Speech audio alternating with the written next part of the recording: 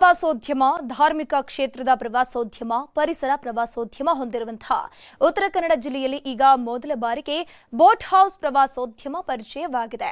ಹೊನ್ನಾವರ ಪ್ರವಾಸೋದ್ಯಮಕ್ಕೆ ಮತ್ತೊಂದು ಗರಿ ಬಂದಂತಾಗಿದೆ. ಈ ಕುರಿತ ಒಂದು ವರದಿ ಇಲ್ಲಿದೆ ನೋಡಿ.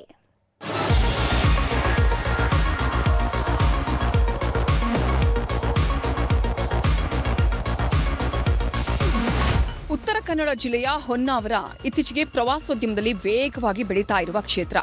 ಇಲ್ಲಿ ಶರಾವತಿ ನದಿ ಹಿನ್ನೀರಿನಲ್ಲಿ ನಡೆಯುವ ಬೋಟಿಂಗ್ ಮೂಲಕವೇ ಲಕ್ಷಾಂತರ ಪ್ರವಾಸಿಗರನ್ನ ಸೆಳೆದಿದೆ. ಇದರ ಮಧ್ಯೆ ಈಗ ಪ್ರವಾಸೋದ್ಯಮಕ್ಕೆ ಪುಷ್ಟಿ ನೀಡಲು ಬೋಟ್ ಹೌಸ್ ಪರಿಚಯವಾಗಿದೆ. ಶರಾವತಿ ನದಿಯಲ್ಲಿ ಕೇರಳ, ಗೋವಾ ಮಾದರಿಯಲ್ಲಿ ಬೋಟ್ ಹೌಸ್ ಶುರು ಮಾಡಲಾಗಿದೆ.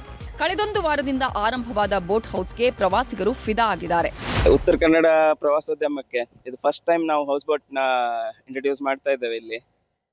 ಈಗ ಈ ತರ ಗೋವಾ ಮತ್ತು ಈ ಕಡೆ ಮಂಗಳೂರು ಹೋಗ್ಲಿ, ಉಡುಪಿ ಆ ಕಡೆ ಅಲ್ಲಷ್ಟೇ ಇತ್ತು, ಕೇರಳದಲ್ಲಿ ಆ ಕಡೆ ಎಲ್ಲ ಅಷ್ಟೇ ಇತ್ತು. ಫಸ್ಟ್ ಟೈಮ್ ನಾವಿಲ್ಲಿ ಹೊನ್ನಾವರದಲ್ಲಿ ನಾವು ಸ್ಟಾರ್ಟ್ ಮಾಡ್ತಾ ಇದ್ದೇವೆ. ಈಗ ಇನ್ನು ಈ ತರ ನಮ್ಮ ಹೊನ್ನಾವರ ಜಾಸ್ತಿ ಟೂರಿಸಂ ಅಲ್ಲಿ ಬೆಳಿಬೇಕು. ಗೌರ್ಮೆಂಟ್ ಇಂದಾಗ್ಲಿ ಮತ್ತೆ ಆಫೀಸರ್ಸ್ ಇಂದಾಗ್ಲಿ ಎಲ್ಲ ಸಪೋರ್ಟ್ ನಮ್ಗೆ ಸಿಗ್ತಾ ಉಂಟು. ಇನ್ನೂ ವಿಶೇಷ ಅಂದ್ರೆ ಬೋಟ್ ಹೌಸ್ ಉತ್ತರ ಕನ್ನಡ ಜಿಲ್ಲೆಯಲ್ಲೇ ಮೊದಲನೆಯದಾಗಿದೆ.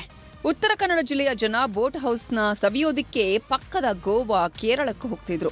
ಇದೀಗ ಜಿಲ್ಲೆಯ ಹೊನ್ನಾವರದಲ್ಲಿ ಬೋಟ್ ಹೌಸ್ ಶುರುವಾಗಿದ್ರಿಂದ ಪ್ರವಾಸಿಗರಿಗೆ ಸಿಕ್ಕ ದೊಡ್ಡ ಅವಕಾಶವಾಗಿದೆ. ಈ ಹಿಂದೆ ಬೃಹತ್ ಪ್ರಮಾಣದಲ್ಲಿ ಮರಳುಗಾರಿಕೆ ನಡೀತಾ ಇತ್ತು. ಆದರೆ ಬದಲಾದ ವ್ಯವಸ್ಥೆ ಮರಳುಗಾರಿಕೆ ನಿಷೇಧ ಮಾಡಿದ್ರಿಂದ ಪ್ರವಾಸೋದ್ಯಮ ಸ್ಥಳವಾಗಿ ಬದಲಾಗಿದೆ.